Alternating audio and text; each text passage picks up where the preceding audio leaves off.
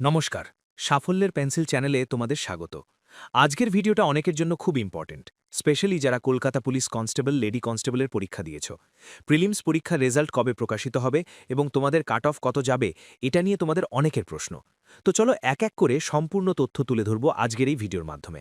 প্রথম প্রশ্ন সেটি হলো কেপি কনস্টেবলের কাট অফ তোমাদের কেমন যাবে। দ্বিতীয় যে প্রশ্নটি সেটি হলো রেজাল্ট কত তারিখ প্রকাশিত হবে। তো চলো এক এক করে সম্পূর্ণ তথ্যে চলে যাচ্ছি। কেপি কনস্টেবলের এক্সাম দেখো তোমাদের 4টে স্টেপে সিলেকশন হয়। একটি হচ্ছে প্রিলিমস হয়, যেটা 100 নম্বরের, যেখানেই কোয়ালিফাইং নেচার, অর্থাৎ জাস্ট তোমাকে কোয়ালিফাই করতে হবে। এই 100র মধ্যে তুমি যদি 85 বা 90 পাও, ঠিক আছে। আবার যদি তোমার কাট অফ যদি 60 যায় কি 50 যায় বা 40 যায়, তো সেও কিন্তু পাস, মানে এখানে কোনো নাম্বার তোমাদের যুক্ত হবে না ফাইনাল মেরিটে, বোঝা গেল। তারপরে হবে পিইটি পিএমটি, এখানেও তোমাদের সম্পূর্ণ কোয়ালিফাই করতে হবে। তুমি যত স্পিডেই দৌড়াও না কেন, যে তোমার থেকে এগিয়ে থাকবে সেই যে আগে সুযোগ পাবে তার কোনো ব্যাপার নেই। এখানে জাস্ট তোমাকে কমপ্লিট করতে পারলেই, অর্থাৎ যে টাইমটা থাকবে সেই টাইমের মধ্যে তোমাকে কমপ্লিট করতে পারলেই তুমি কোয়ালিফাই করে যাবে, ওকে।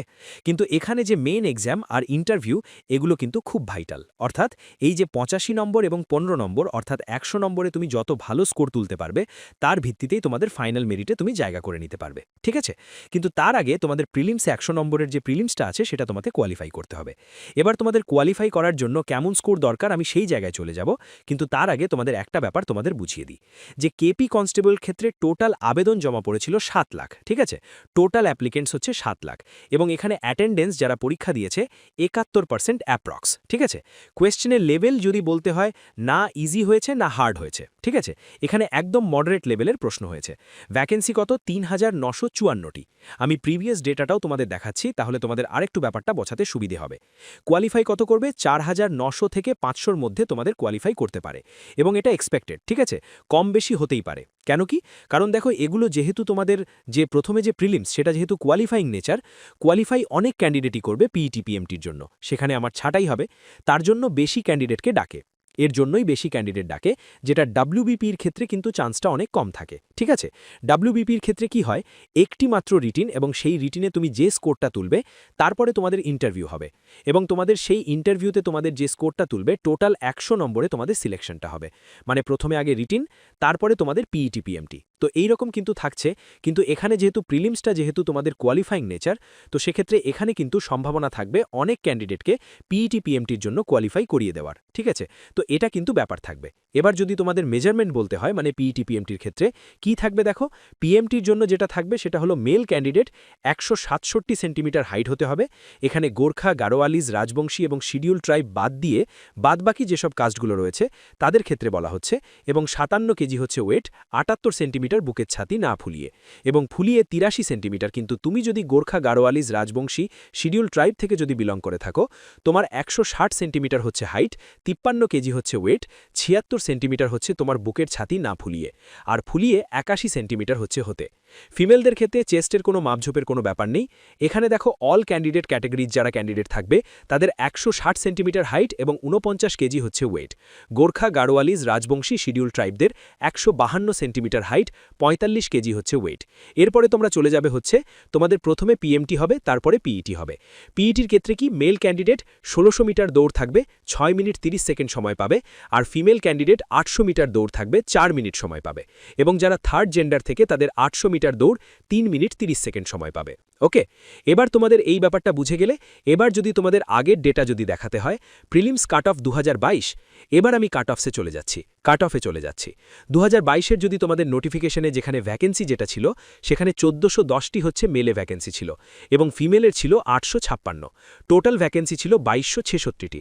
এবং এখানে তোমরা দেখতে পাচ্ছ, আমি তোমাদের ব্যাপারটা ভালো করে বুঝিয়ে দিচ্ছি।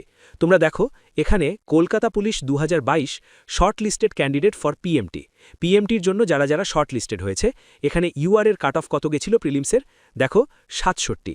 ইউআর এর ফিমেলের কাট অফ গেছিল 44.5, ঠিক আছে। এসটি ক্যান্ডিডেটের কাট অফ কত, 37.25। এসটি ক্যান্ডিডেট ফিমেলের 33। তারপরে দেখো এসসি ক্যান্ডিডেট, এবার তোমাদের সিভিক ভলেন্টিয়ারটাও একটু পাশাপাশি তোমরা দেখে নিতে পারো। এসসি ক্যান্ডিডেট 55.75, ঠিক আছে। আবার দেখো এসসি ক্যান্ডিডেট ফিমেলের ক্ষেত্রে 35.25। তারপরে দেখো OBC A candidate 56.75। OBC A candidate ফিমেলের ক্ষেত্রে 27.25। ওবিসি বি ক্যান্ডিডেট 64 65.25 এবং ওবিসি বি ক্যান্ডিডেট ফিমেলের ক্ষেত্রে 39.25। এইরকম তোমাদের কাট অফ গেছিল প্রিলিমসের। ওকে, তো এবার তোমরা বলবে যে স্যার তাহলে কি এই রকমই কাট অফ যাবে? না, তখনের কোয়েশ্চেনের লেভেলটা কিন্তু একেবারে কি বলবো, ইজি থেকে মডারেট ছিল।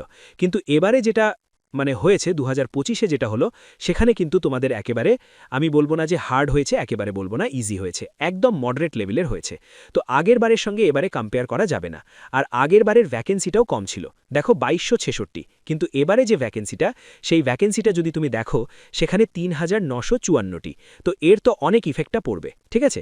ভ্যাকেন্সি বেশি থাকলে তাহলে সেক্ষেত্রে কাট অফটাও কমার সম্ভাবনা থাকবে। এবার আমি চলে যাচ্ছি যে কাট অফ কেমন যাবে, কাট অফের মেন ব্যাপারে আমি চলে যাচ্ছি।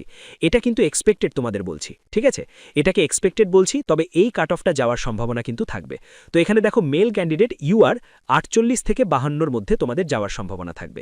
যদি এরকম তোমাদের একটা স্কোর যদি দাঁড়ায় তাহলে তোমরা কনফার্ম থাকতে পারো। ফিমেল ক্যান্ডিডেটের ক্ষেত্রে হচ্ছে ইউআর ক্যান্ডিডেট 41 থেকে 43, ওবিসি এ এর ক্ষেত্রে 42 থেকে 45-এর মধ্যে, ওবিসি এ ক্যান্ডিডেট ফিমেলের 38 থেকে 40, ওবিসি বি ক্যান্ডিডেট 44 থেকে 46, ওবিসি বি ক্যান্ডিডেট ফিমেলের ক্ষেত্রে 40 থেকে 42, এসসি ক্যান্ডিডেট হচ্ছে 41 থেকে 43, এসসি ক্যান্ডিডেট ফিমেলের ক্ষেত্রে 36 থেকে 38, আর এসটি ক্যান্ডিডেট 37 থেকে 39-এ, এবং এসটি ফিমেলের ক্ষেত্রে হচ্ছে 32 থেকে 34, ঠিক আছে? এই রকম তোমাদের এক্সপেক্টেড একটা কাট অফ তোমাদের যাবে প্রিলিমসের জন্য। তো এর জন্য তোমাকে কি করতে হবে, যদি এরকম তোমাদের একটা স্কোর দাঁড়ায়, তোমাদের অবশ্যই বলবো পিইটি পিএমটির জন্য নিজেকে প্রিপেয়ার রাখো, ঠিক আছে? এবার তোমাদের কবে তোমাদের এই ডেটটা কেমন হতে পারে, কোন ডেটে হতে পারে এক্সপেক্টেড ডেট? দেখো, কেপি কনস্টেবলের প্রিলিমসের result last week of January 2026, অর্থাৎ এই মাসের তোমরা যাকে বলে 22 তারিখের পর থেকে একটা সম্ভাবনা যেহেতু রয়েছে, 22 তারিখের পর থেকে তোমাদের 31 তারিখের মধ্যে, জানুয়ারি মাসের 31 তারিখের মধ্যেই তোমাদের সম্ভাবনা রয়েছে যে রেজাল্ট প্রকাশিত হওয়ার, প্রিলিমসের রেজাল্ট প্রকাশিত হওয়ার। এবং পিইটি পিএমটির ক্ষেত্রে ফার্স্ট উইক অফ ফেব্রুয়ারি 2026-এ তোমাদের কি হবে, পিইটি পিএমটি কন্ডাক্ট হয়ে যেতে পারে, ঠিক আছে?